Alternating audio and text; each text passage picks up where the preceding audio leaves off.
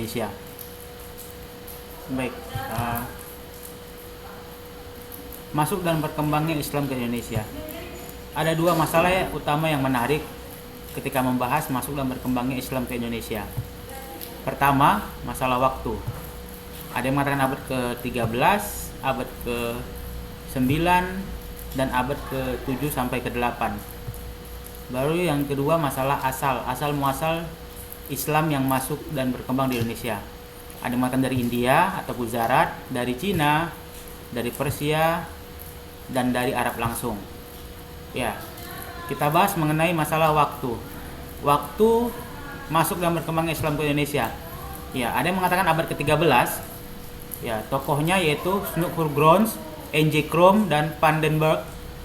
Dan yang terakhir adalah R. Sukmono. Dasar mereka mengatakan Islam masuk dan berkembang di Indonesia pada abad ke-13 itu didasari dari Nisan Sultan Malik As-Saleh yang berangkat tahun 689 Hijriah atau 1297 Masehi. Baru ada yang mengatakan Islam masuk dan berkembang di Indonesia pada abad ke-9. Dasarnya yaitu Nisan Fatimah binti Maimun yang berangkat tahun 475 Hijriah atau 1082 Masehi. Dan yang terakhir ada yang mengatakan abad ke-7 dan ke-8 Masehi. Tokohnya yang pertama ada T.W. Arnold dalam buku yang berjudul The First of Islam. Baru riwayat Cina, pada tahun 674 ada imigran Arab di pantai timur Sumatera. Baru ramainya kegiatan pelayaran perdagangan pada abad ke-1 Hijriah atau abad ke-7 dan sampai ke-8 Masehi. Yang kedua, D.G. Hall dalam bukunya The History of Southeast Asia menyatakan bahwa abad ke-7 para pedagang Arab Muslim banyak bekerjasama dengan kerajaan-kerajaan di Nusantara. Baru berikutnya, masuk dan berkembang Islam ke Indonesia menurut Haji Agus Salim. Menurut Haji Agus Salim, masuknya Islam ke Nusantara bersamaan dengan masuknya Islam ke Tiongkok. Itu Cina Nusantara sudah ramai terjalin masalah hubungan dagang atau hubungan ekonomi. Baru Jainal Arifin Abbas menyatakan bahwa orang-orang Arab Muslim telah menjalin hubungan dengan Nusantara. Terakhir Buya Hamka menyatakan bahwa orang-orang Arab telah memegang peranan penting di Selat Malaka. Baru adanya catatan Cina tentang Taceh, Taichi, Taji tahun 674 ada utusan ke Holing atau di Copo, Jawa. Jarak Copo Taceh 5 hari berlayar. Di kawasan Aceh ada nama wilayah Tajihan. Baru Al-Hazmi juga mengatakan bahwa berdasarkan keterangan Dr. Ilyas Ismail, Imam Masjid Besar di Aceh, Islam masuk ke Aceh pada masa Utsman bin Affan yang mendasarkan catatan pada para pedagang Arab dalam naskah Manila. Ya, tambahannya tahun 1000 Hijriah atau 718 Masehi, Raja Sriwijaya di Jambi, Sri Dravarman mengirim surat kepada Khalifah Umar bin Abdul Aziz yang berbunyi dari raja di raja yang adalah keturunan 1000 raja, yang istrinya juga 1000 raja, yang di dalam kandang binatangnya terdapat 1000 gajah, yang di wilayahnya terdapat 2 sungai yang mengairi pohon gaharu. Bumbu-bumbu wangian, pala dan kapur barus yang semerbak wanginya hingga menjangkau jarak 12 mil. Kepada raja Arab yang tidak menyekutukan Tuhan-Tuhan lain dengan Tuhan, saya telah mengirim kepada Anda hadiah yang sebenarnya merupakan hadiah yang tidak begitu banyak, tetapi sekedar persahabatan yang saya ingin Anda mengirim kepada saya seorang yang dapat mengajarkan Islam kepada saya dan menjelaskan kepada saya tentang hukum-hukumnya. Ya, ini dia peta dagang Arab dengan Indonesia. Ini adalah ilustrasi mengenai para pedagang Muslim yang datang ke Nusantara. Ilustrasi gambar perdagangan ya di wilayah Pelabuhan Banten. Baik.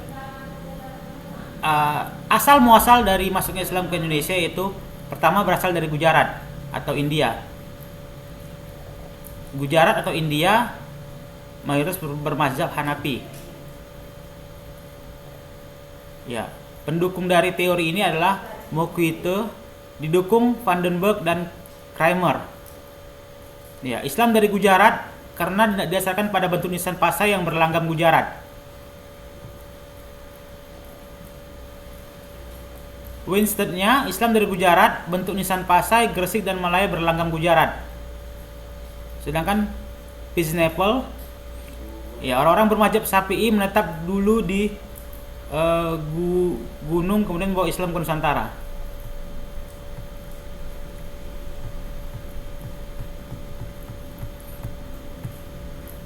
Ya, Snugglgrons mengembangkan teori Moquette didasarkan pada mula-mula penyebaran Islam di Nusantara dari Dekan. Baru kemudian orang-orang Arab atau keturunan Syaid dan Syarif. Baru teori Gujarat ini atau Islam dari India ini mudah diterima karena telah mengalami Hinduisasi. Mubalik muncul sebagai priest dan priest prince.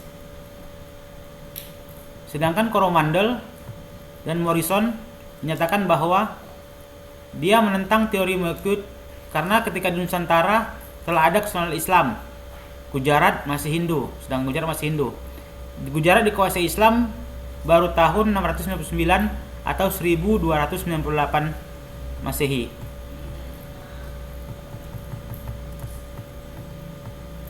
Baru berikutnya teori Persia. Ya. Pendukung teori ini adalah PH Husin Jayadiningrat yang didasari pada adanya pengaruh ejaan Parsi. Baru huruf sin tak bergigi.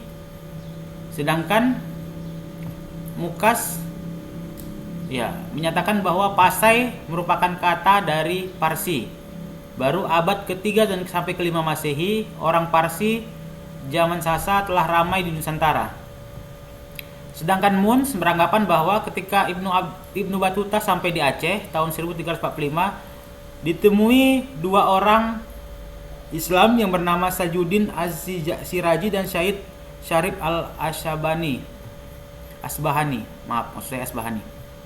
Baru ada lagi mengatakan bahwa Islam masuk itu dari Cina. Kenapa Cina? Ya, menurut Emmanuel Godinho de Heredi, akidah Muhammad diterima di Patani dan Pam tahun 1411 di pantai timur, kemudian disebarkan oleh Permaisuri Prameswara. Baru nanti ada teori Mekah, pendukungnya ada T.W. Arnold yang berdasarkan catatan Cina pada abad ke-7. Sekelompok masyarakat Arab telah membentuk pemukiman Arab di pantai pesisir Sumatera, kawin atau nikah dengan penduduk lokal, melakukan penyebaran Islam. Sedangkan Kaiser menyatakan bahwa mazhab Syafi'i merupakan mazhab umum masyarakat di Nusantara.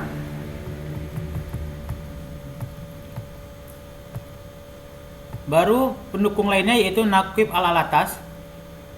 Naqib ini menentang teori Moquette, nisan dari Gujarat berdasarkan kedekatan. Sedangkan literatur keagamaan Islam atau historiografi lokal sebelum abad ke-17 tidak mencatat suatu orang pun pengarang atau karya dari India. Yang muncul justru nama-nama Arab dan nama Parsi atau Persia. Sedangkan historiografi lokal yang diambil dari hikayat Raja Pasai bahkan menyebut utusan Mekah Syekh Ismail yang berhasil membuat Merah Silu atau Sultan Malik As-Saleh masuk Islam. Baru didasarkan pada riwayat Aceh, Islam diperkenalkan oleh Syekh Abdullah Arif atau orang Arab itu langsung sendiri. Baru pendukung berikutnya dari teori Makkah adalah Hamka. Gelar Sultan Pasai, Sultan Malik As-Saleh dekat dengan Mesir. Malikus Saleh Ayub adalah pendiri dinasti Mamluk Mesir. Raja-raja Mamluk memakai gelar Al-Malik.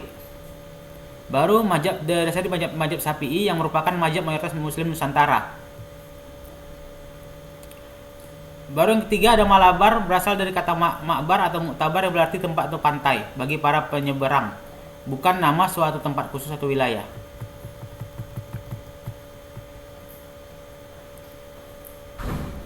Ini dia teori Gujarat, merupakan teori tertua yang menjelaskan tentang masuknya Islam ke Nusantara. Dinamakan teori Gujarat karena bertolak dari pandangan yang mengatakan bahwa Islam masuk ke Nusantara berasal dari Gujarat pada abad ke-13 Masehi.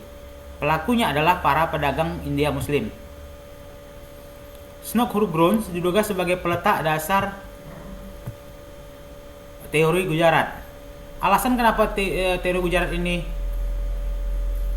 muncul, yang pertama, kurangnya fakta yang menjelaskan peranan bangsa Arab dalam proses Islamisasi. Yang kedua, adanya hubungan dagang antara India dan Nusantara yang telah lama terjalin. Yang ketiga, adanya inskripsi tertua tentang Islam yang terdapat di Sumatera yang menggambarkan hubungan Sumatera dengan Gujarat. Sedangkan teori Mekah, teori ini dicetuskan oleh Hamka dalam pidatonya pada Disnatalis PTAIN ke-8 di Yogyakarta tahun 1959 sebagai antitesis teori Gujarat. Dan pada seminar sejarah masuknya agama Islam di Indonesia tahun 1963. Alasan kenapa teori Mekah ini bisa diterima, yang pertama, karena peran bangsa Arab sebagai pembawa agama Islam ke Indonesia kemudian diikuti oleh orang Persia dan Gujarat. Gujarat dinyatakan sebagai tempat singgah semata dan Makkah sebagai pusat atau Mesir sebagai tempat pengambilan ajaran Islam. Yang kedua, berdirinya suatu kekuatan politik Islam di Nusantara pada abad ke-7 Masih atau abad pertama Hijriah. Yang ketiga, pengamatan tentang mazhab Syafi'i sebagai mazhab mayoritas orang Mekah yang mempunyai pengaruh terbesar di Indonesia. Sedangkan yang ketiga, mengenai teori Persia, teori ini dicetuskan oleh Husain Jayadiningrat sebagai yang berpendapat bahwa agama Islam masuk ke Nusantara dari Persia singgah di Gujarat pada abad ke-13 Masehi. Teori ini menitikberatkan tinjauannya terhadap kebudayaan di kalangan masyarakat Islam yang dirasakan memiliki persamaan dengan Persia. Ya. Islam masuk ke Indonesia melalui beberapa cara. Yang pertama ada perdagangan, perkawinan, pendidikan atau pesantren, yang keempat ada tasawuf, yang kelima ada dakwah, yang keenam ada kesenian dan budaya. Alasan mengapa Islam mudah diterima di Indonesia, yang pertama situasi sosial politik Indonesia pada waktu itu, yang kedua Pacific penetration, yang ketiga mubalik melaraskan diri pada lingkungan, yang keempat setiap muslim itu merupakan pendakwah, yang kelima cara masuk dan peribadatan yang mudah, yang keenam Islam itu demokratis, sedangkan yang ketujuh ketuhanan yang sublim, dan yang terakhir yaitu Nabi Muhammad sebagai manusia sempurna. Demikianlah pembahasan kita mengenai Islam. Sampai di sini dulu dan sampai bertemu pada pertemuan berikutnya. Saya akhiri, wabillahi taufiq wal hidayah. Wassalamualaikum warahmatullahi wabarakatuh.